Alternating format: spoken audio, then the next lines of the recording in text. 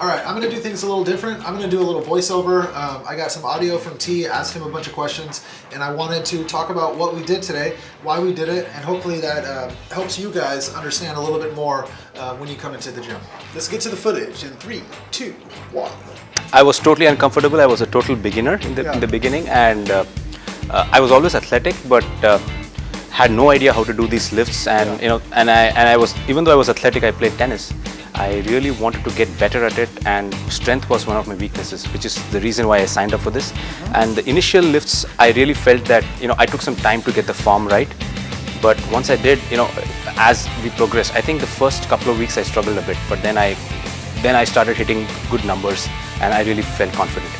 Absolutely. I mean, I can feel it on the court because it like I said, I have been agile before. I mean, I started out in this gym in this box with CrossFit, and then I switched to this specifically because I wasn't strong, and I can feel it on the court, like how 2 months before I played tennis, and like last month. So I try to play once a week, and I could feel that I'm able to reach out for balls, and I just have a stronger base. Yeah. And I also feel that my legs have developed a bit thanks to these squats, and it's really being helpful. Yeah, absolutely. So I would really say that strength training is a very important part of the overall fitness. I mean, from what I have read, it really helps with bone density and just being stronger in whatever you do. So the important thing is, like for me, form was a big thing because I had never done this before. Like I'm 35 years old and I haven't done this before. And I really feel that once you get past the learning curve and you get the form right, I think it's a lifelong pursuit. So you will get addicted, just like I have. Guys, I really appreciate T for that, and hopefully that was a little insightful into how he felt, and some of you hopefully feel the same way, and we get some of you guys to come join us one day. We started with the PVC pipe at the shin. Starting position is going to be at the shin, your butt is going to be low, your chest is up, and your arms are going to be straight. Your whole backside, including your arms, hamstrings, butt, lower back, everything's super tight. The trick with this is that we need to rise at the same rate. There's a lot going on, guys.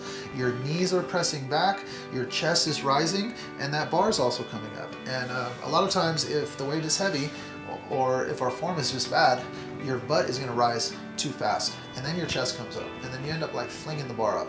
We want the bar to move smooth. We want the bar path to move with the rate of the body. Second position, we started from the top of the knee, and we worked our way to the power position. Now here's another thing. This is probably was the hardest for me to understand, is what actually happens from the knee to the power position. From that first position, your knees are going to be pulled all the way back. From there, your chest will rise as your knees drop under, and what's that going to do with the bar? It's going to raise, or that bar is going to rise up the thigh, and it's going to meet at that high level.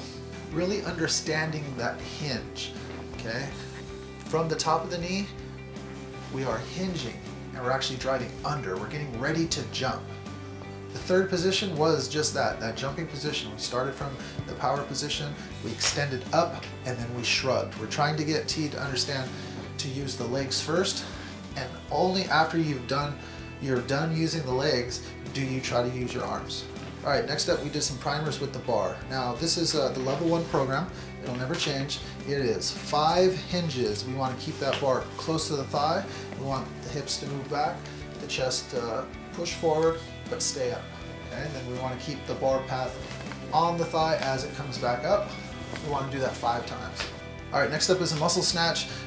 We were trying to accelerate that bar up fast and not come on the toes. We do not want to extend those feet. We just want to use the hips and the chest.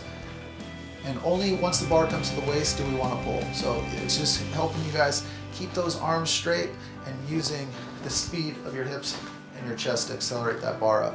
The tall snatch was up next. Now this one is the hardest one, so I recommend you guys practicing with the PVC pipe first, really getting down the concept of pulling with the chest still tall. You don't want to hinge during this.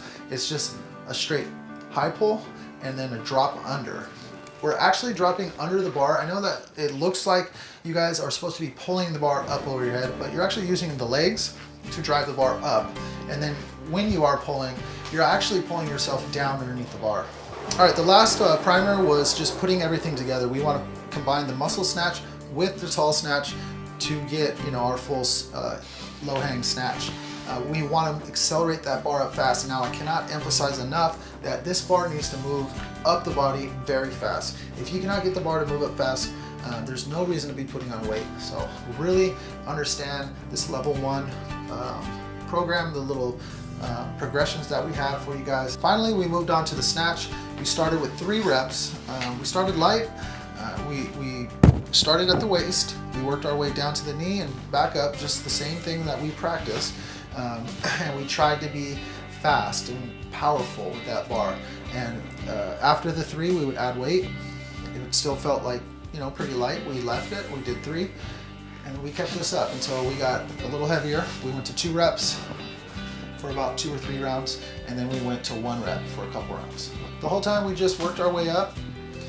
I did all the weight that T wanted to do. I was training with him, so we just kind of took it easy and didn't really push too far today. All right, I really hope that this voiceover is going to work. I'm just sitting here in my room talking to myself, and yeah, it's going to be interesting to see how it comes out. But hopefully you guys enjoyed it, and yeah, let me know. All right, guys, that's the Olympic weightlifting program during Open Gym. It's available to you guys Monday through Friday. I encourage all of you to come in to get some extra work, to hang out, and just get better. All right, thanks for tuning in. I hope to see you guys later.